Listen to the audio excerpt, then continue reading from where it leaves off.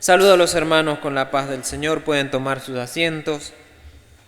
Simplemente vamos a estar compartiendo unos versículos, vamos a tratar de no extendernos, que las hermanas tienen también un ensayo.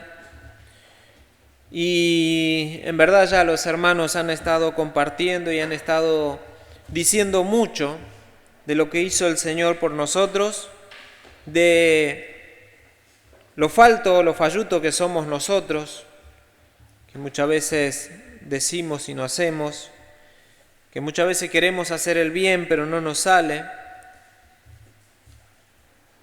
Y el apóstol estaba diciendo: ¿quién me librará de este cuerpo de dolor, que este cuerpo de pecado? Estábamos viendo de que el Señor en la cruz del Calvario también llevó todas nuestras maldades y Él está esperando por nosotros que nosotros nos volvamos a Él. Y vamos a estar leyendo 3 versículos que se encuentran en el libro de Apocalipsis, capítulo 1, versículo 4 en adelante. Hoy estaba meditando, buscando algo para compartir acerca de la Pascua, pero aquí también nos habla del sacrificio de Cristo. Y todo el Evangelio es la vida de Cristo. El Evangelio son las buenas nuevas, y dice que el Evangelio es que Cristo murió según las Escrituras y que resucitó según las Escrituras. El Evangelio, la buena noticia, es que Cristo murió por nosotros y resucitó para darnos vida eterna. Vamos a estar leyendo y no vamos a hacer una predicación, sino que vamos a analizar un poco estos 3 versículos. ¿Qué es lo que nos está hablando la palabra del Señor? Apocalipsis capítulo 1, versículo 4, dice: Juan, a las 7 iglesias que están en Asia, gracia y paz a vosotros, del que es, que era y que ha de venir, y de los 7 espíritus que están delante de su trono, y de Jesucristo el testigo fiel, el primogénito de los muertos y soberano de los reyes de la tierra, al que nos amó y nos lavó de nuestros pecados con su sangre, y nos hizo reyes y sacerdotes para Dios su Padre. A Él sea la gloria, el imperio por los siglos de los siglos. Amén. Versículos ¿cuántas veces lo hemos leído, no? Cuando empezamos a leer el Apocalipsis y leemos la salutación al principio, antes de pasar al mensaje de las 7 iglesias. Muchas veces lo leímos, pero ¿qué es lo que nos está diciendo? ¿Cómo tenemos que analizar este versículo?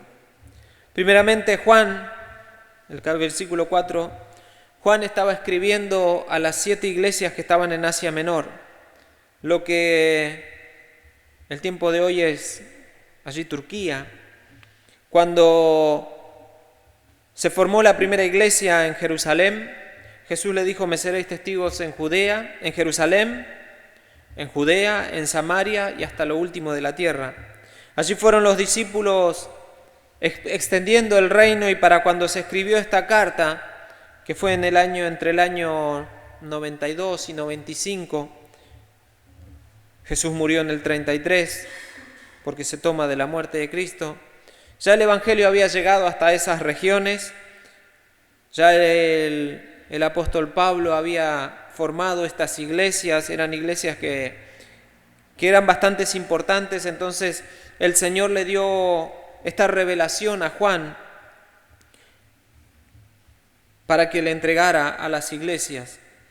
Y dice: gracia y paz a vosotros. No sé si recuerdan que un día en una reunión estuvimos mirando cuál era la diferencia de gracia, de misericordia y de justicia con respecto a nosotros. Justicia es cuando recibimos lo que merecemos. El que espera justicia es que, si es culpable, que pague la pena, si es inocente, que sea absuelto. Y la justicia verdadera, la justicia que hace Dios, siempre es verdadera, no es como la justicia humana. Entonces, por nuestra vida, por nuestra manera de vivir, por cómo somos nosotros, por cómo nos relacionamos con Dios, ¿qué es lo que merecemos? Analicemos en profundo nuestra propia vida. Hasta el apóstol Pablo decía que ¿quién me librará de este cuerpo porque hago lo que no quiero? Entonces, si hacemos lo que va en contra de la palabra de Dios, la justicia es que merezcamos el castigo. Pero allí se revela la misericordia de Dios. ¿Qué es la misericordia de Dios? Que Él no nos da lo que nosotros merecemos. Nosotros merecemos la muerte, nosotros merecemos el castigo, nosotros merecemos estar apartados de Dios, pero la misericordia de Dios, hoy se leyó, creo que Joel lo leyó, Él os dio vida a vosotros cuando estabais muertos en vuestros delitos y pecados. Allí se manifiesta la misericordia de Dios en que Él murió por cada uno de nosotros, de que Él vino a este mundo para llevar nuestros pecados, para poder hacer la reconciliación nuestra con Dios Padre. Y la gracia nos habla de que Él nos da lo que nosotros no merecemos. Nosotros no merecíamos el perdón de Dios, nosotros no merecíamos las bondades de Él, nosotros no merecíamos de que el Santo muriera por nosotros que éramos pecadores, pero Dios lo determinó así. De Él quiso darnos su gracia, Él quiso darnos lo que nosotros éramos inmerecederos. Y aquí nos está hablando Juan, gracia y paz.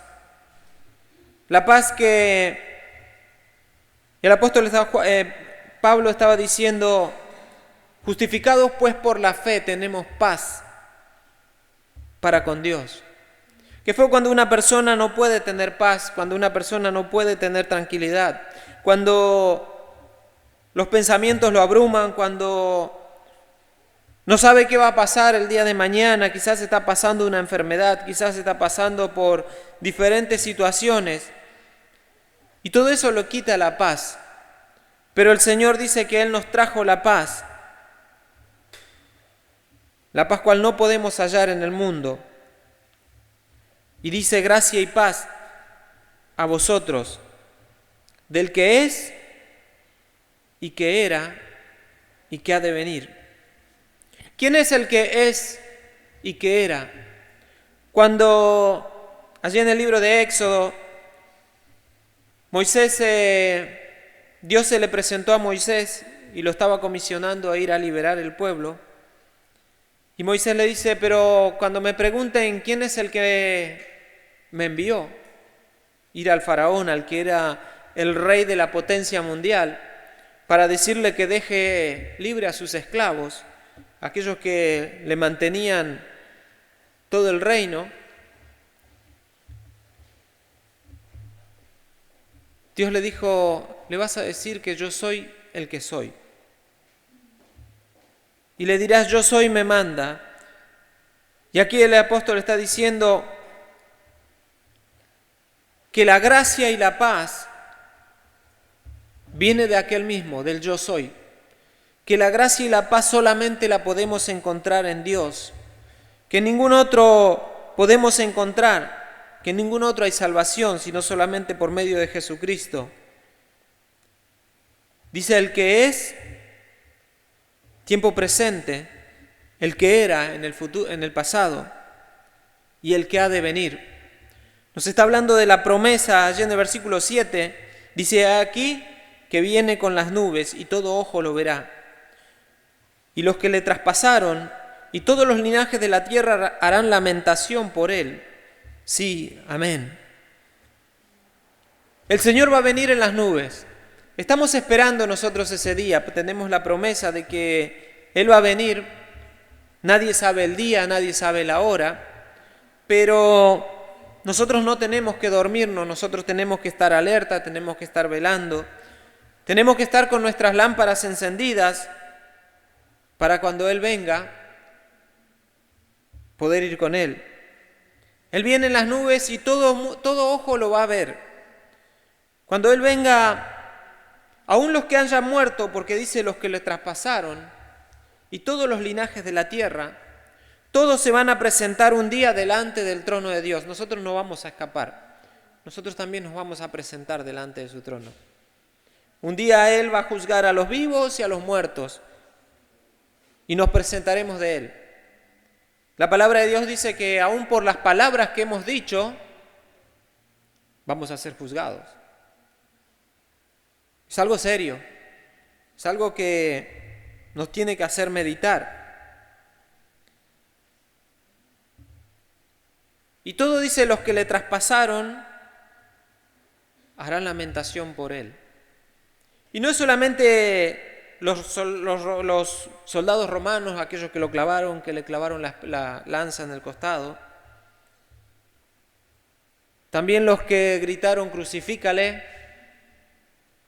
También los que lo rechazaron. Y hasta el día de hoy, todos los que rechazan esta gracia que el Señor ha traído, esta gracia, este regalo que el Señor nos ha dado cuando nosotros no merecíamos, en aquel momento no va a ser para arrepentirse, sino que ya vamos a caer delante del juicio de Él. Y todos los que le esperan van a decir sí, amén. Todos los que le esperan van a decir, ven Señor Jesús, pero aquellos que no le estaban esperando, aquellos que no estaban preparados, aquellos que no estaban apercibidos, esos son los que van a hacer lamentación en aquel día, porque dice que allí será el lloro y el crujir de dientes. Pero sigamos leyendo. El versículo 4 estábamos, gracia y paz a vosotros del que es, que era y que ha de venir, de los 7 espíritus que están delante de su trono. ¿Qué quiere decir los 7 espíritus que están delante de su trono? Nos está hablando de lo que estuvimos comentando acerca del juicio de Dios. Fíjese Apocalipsis capítulo 4, versículo 5. Dice, y del trono salían relámpagos y truenos y voces de delante del trono. Nos lleva a recordarnos cuando el Señor le trajo al pueblo de Israel la ley, y allí en el monte Sinaí dice que el monte humeaba, salían relámpagos, salían truenos, y el Señor le estaba dando la ley diciéndole, si lo cumplen van a vivir, y si no la cumplen, van a morir. Dice, y delante del trono ardían 7 lámparas de fuego, las cuales son los 7 espíritus de Dios. 7 lámparas que están ardiendo continuamente. Cuando la lámpara está ardiendo nos está diciendo de que eso está firme. Cuando la lámpara, las 7 vírgenes tenían que tener sus lámparas es porque estaban despiertas, estaban apercibidas. Pero cuando la lámpara se apagó, todas ellas se durmieron y sus lámparas se apagaron. Pero acá dice que el fuego, el juicio de Dios, está vigente. Las lámparas están ardiendo y no se van a apagar. Así que nosotros tenemos que tener cuidado porque Él nos dio su gracia, Él nos dio su paz, pero también nos dice que el juicio del Señor está allí latente. Todo aquel que no fue inscrito en el libro de la vida fue echado en el lago de fuego, dice Apocalipsis. Sigamos más adelante, mire un solo versículo, cuánto hay para desarrollar y para hablar. Versículo 5 dice, y de Jesucristo, el testigo fiel. En otra versión dice, a Jesucristo el digno de confianza. Por eso dice que en ninguno otro hay salvación, sino solamente en Jesucristo. En el único en que podemos confiar, el único el que nos puede librar, el único el que nos puede sacar de la situación, sacarnos de nuestro cuerpo de muerte y de llevarnos a un cuerpo espiritual, un cuerpo que pueda agradar a Dios, que sea templo del Espíritu de Dios viviente. En un juicio está el fiscal, están los defensores, están los abogados, pero cuando viene un testigo es el que tiene casi la palabra de mayor peso. El juez es el que dictamina según lo que dicen los testigos, según qué pruebas presentan.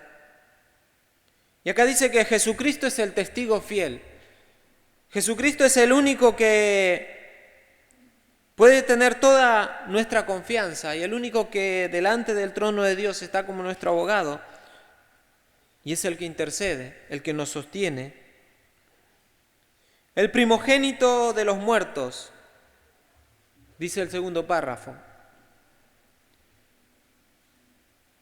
Y esto es un misterio muy grande, porque hay muchos que sí que resucitaron, que murieron y resucitaron. Lo tenemos a Lázaro, le tenemos al hijo de la viuda de Naín, tenemos a algunos de los profetas. Cuando iban escapando y tiraron el cuerpo de un muerto en la tumba del profeta, el muerto se levantó, pero todos aquellos volvieron a morir. El único que resucitó y no muere más, por eso dice el primogénito entre los muertos, es nuestro Señor Jesucristo. Nos está dando a nosotros la garantía de que nosotros un día también resucitaremos por más que hayamos muerto. Un día vendremos delante de la presencia del Señor y allí ya no hay más muerte. Aquellos que resucitan para vida eterna estarán gozando con el Señor y aquellos que resucitan para condenación estarán perdidos por siempre en el lago de fuego donde fue preparado para el diablo y sus ángeles. Pero aquel lugar no fue preparado para nosotros, no fue preparado para el hombre, no fue preparado para la raza humana. Pero así todo el diablo quiere arrastrar a todos y a muchos engañará, dice la palabra del Señor. El primogénito de los muertos, nosotros cuando hablamos de primogénito siempre nos refiere al primero, pero el primogénito no siempre era el primero. En la antigüedad, si nacía una mujer mayor, no se le contaba como primogénito, sino el primer hijo varón. Y tampoco era el primer hijo porque Jacob le quitó la primogenitura a Esaú.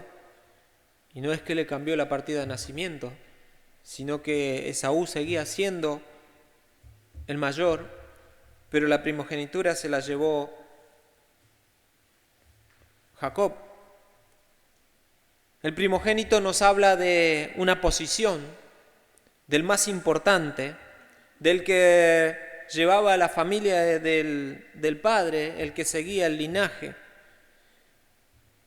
Y aquí nos dice que el más importante de los que murieron y resucitaron es Jesucristo, por la razón de que Él no vuelve a morir más y su cuerpo fue glorificado y está en la diestra del trono de Dios.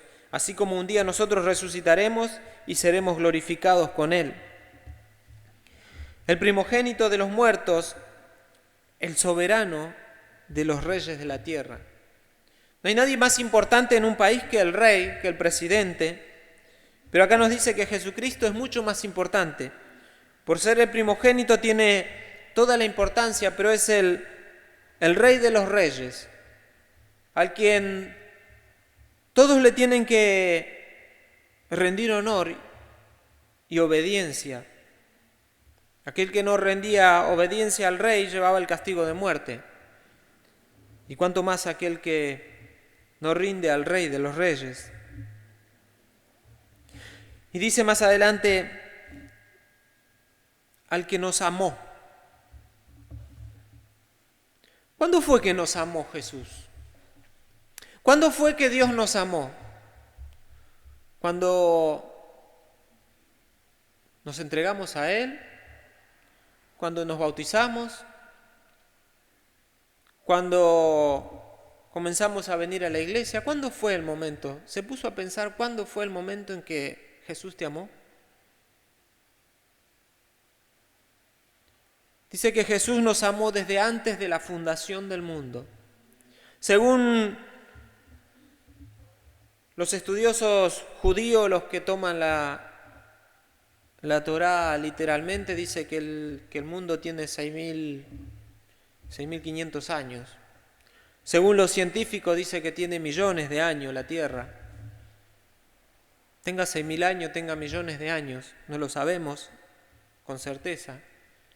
Pero antes de ese tiempo el Señor ya nos conoció y nos amó.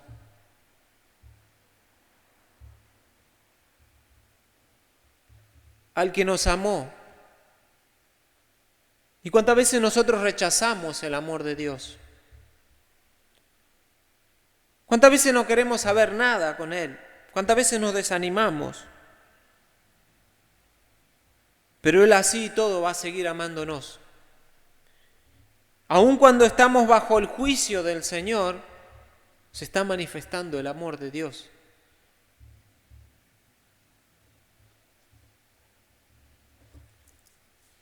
Al que nos amó,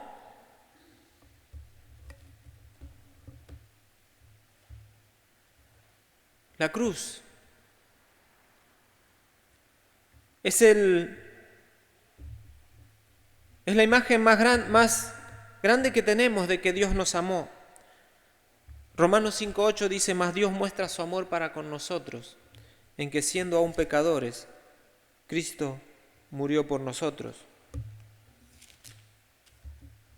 Y Él os dio vida a vosotros cuando estabais muertos en vuestros delitos y pecado. ¿Cuántas veces nosotros nos hacemos la pregunta y decimos: ¿será que Dios me ama? Las cosas que me está pasando, ¿Dios se olvidó de mí? ¿Por qué estoy en la situación en que estoy?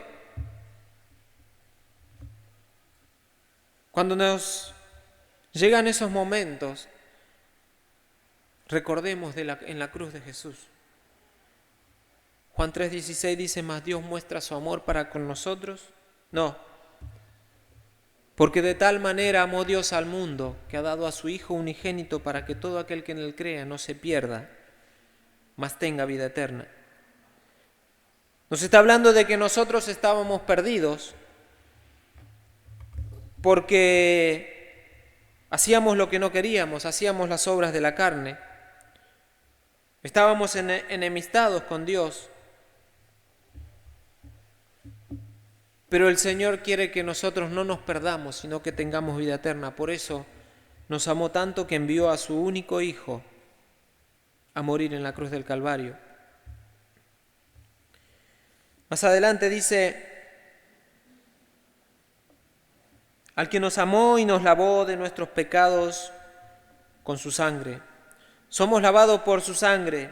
Dice en Hebreos capítulo 9, versículo 22 que sin derramamiento de sangre no hay remisión de pecado.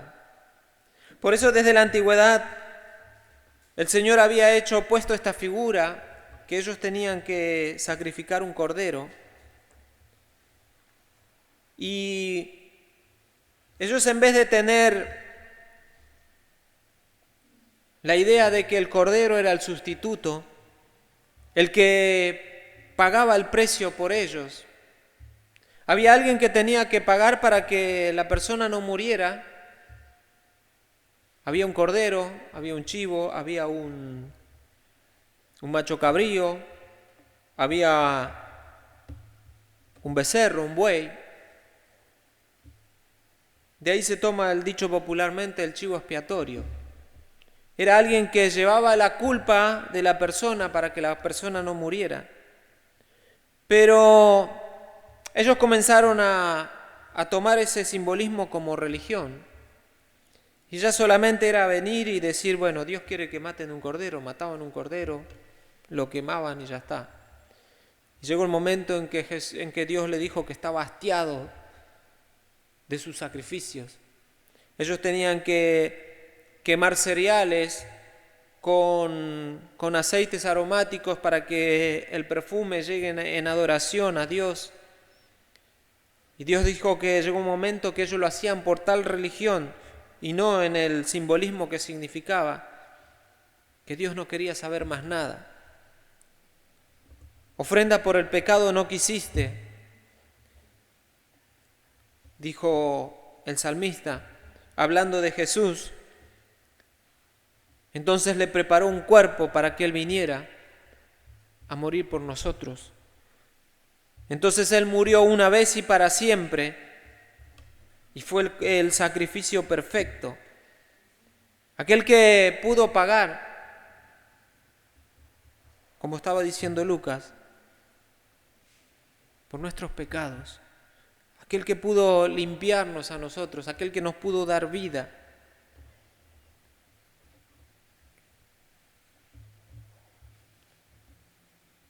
El mismo Juan escribió en su epístola en 1 Juan que la sangre de Jesucristo nos limpia de todo pecado. Solamente la sangre de Cristo nos puede limpiar de nuestros pecados. No hay otra forma. No es por medio de la religión, no es por medio de venir a la iglesia, no es por medio de hacer ningún sacrificio. Solamente en la fe, en la sangre de Cristo. Si no hubiera una cruz, no iba a haber perdón. Y por medio de aquella cruz, que allí donde teníamos que estar nosotros, el Señor quiso quebrantar a su Hijo. Dios quiso quebrantar a su único Hijo, sujetándole a padecimiento, y Él fue obediente hasta la muerte y muerte de cruz. Y nos hizo reyes y sacerdotes para Dios su Padre.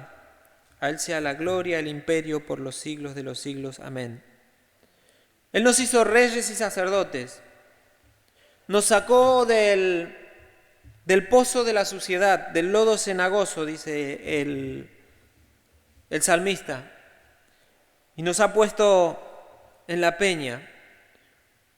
Él nos sacó de los andrajos que teníamos como vestimenta, porque dice que toda nuestra justicia, todo lo que nosotros podemos hacer, con todo lo que nosotros podemos chapear, todo lo que podemos decir de nosotros, para Dios es como ropa vieja sucia, como trapos de inmundicia, dice. Y Él dice que nos hizo a nosotros reyes y sacerdotes, nos sacó a nosotros de esa situación y nos hizo un linaje escogido, real sacerdocio, pueblo adquirido por Dios, para que nosotros andemos en su luz, para que nosotros cuando el día que Él venga podamos ir a morar con Él.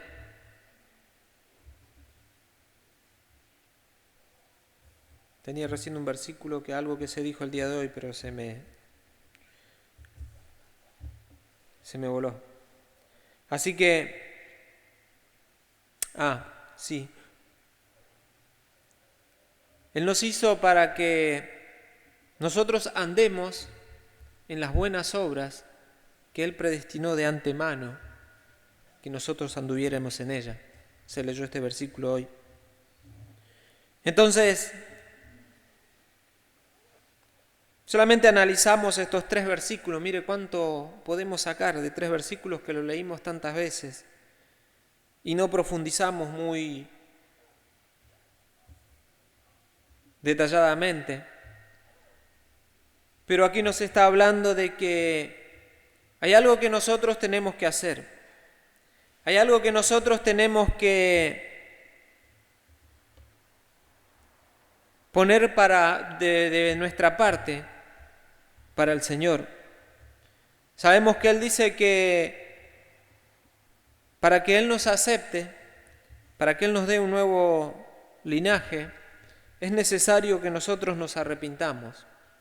Y el arrepentirnos no es solamente venir al altar, llorar y decirle: Dios, perdóname, y seguir con la vida. El arrepentimiento es dolernos por lo que hemos hecho, pero también implica que demos la vuelta y comencemos a hacer lo contrario. Por eso el apóstol decía: el que roba, el que hurtaba, no hurte más, sino que comience a trabajar con sus manos para poder también compartir con el necesitado. El que mentía, que no mienta más. El que blasfemaba, que no blasfeme más. El que vivía una vida que no le agrada a Dios, comience a vivir como a Él le agrada. Porque delante de nuestro tenemos la misericordia y la gracia de Dios. Pero aquel que rechaza la gracia de Dios, aquel que rechaza su misericordia, lo que le queda es solamente el juicio.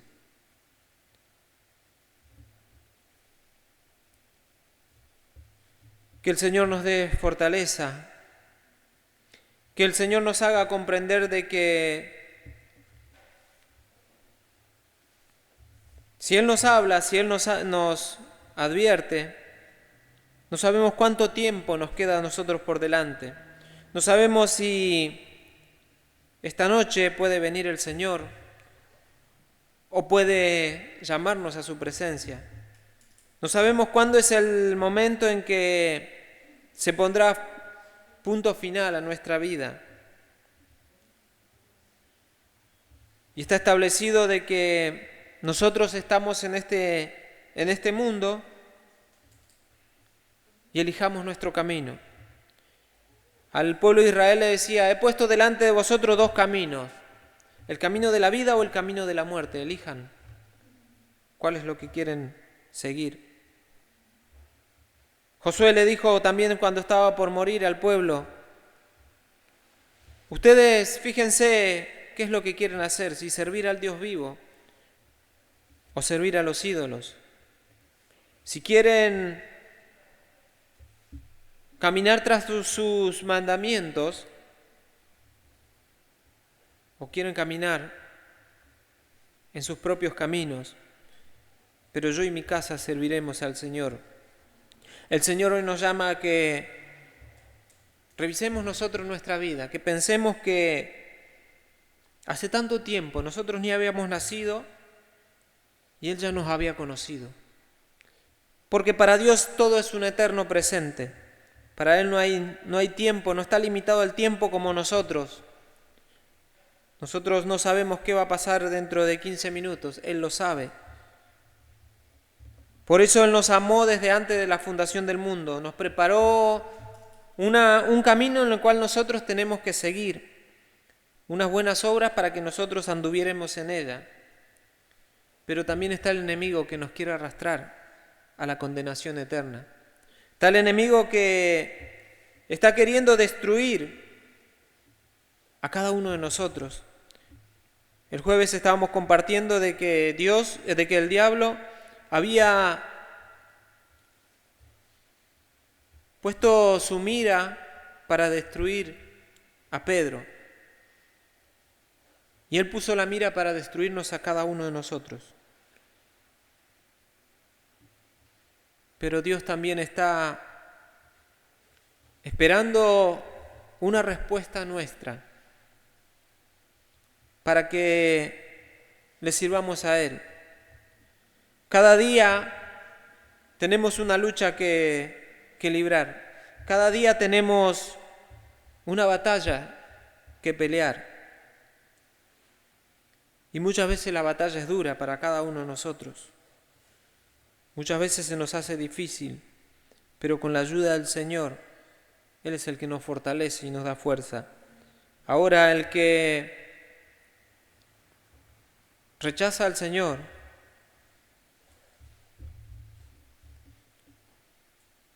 solamente queda, dice, una horrenda expectación de juicio.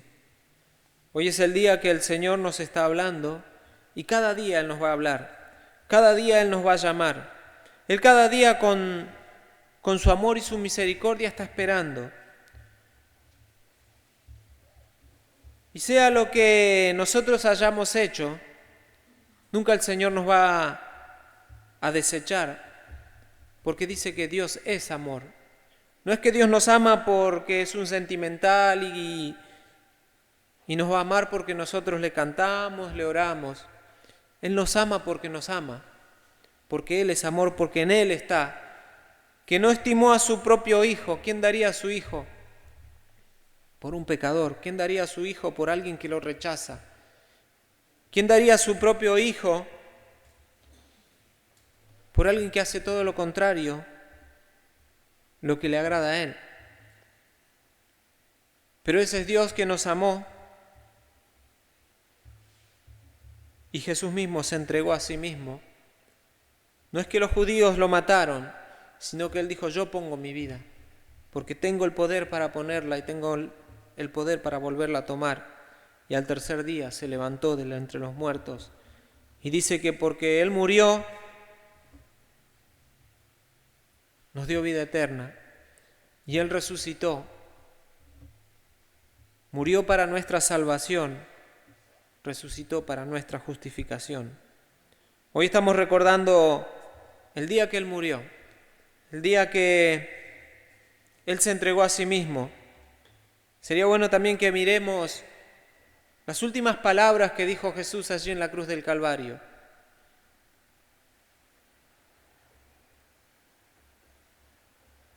¿Qué dirías si Dios te dice: bueno, decí que cuáles van a ser tus últimas palabras? Pero las últimas palabras de Jesús fueron: Padre, perdónalos porque no saben lo que hacen. Ese es el amor de Dios, que Él en la ignorancia nuestra, dice, pasó por alto todos nuestros pecados. Pero Él quiere que todos los hombres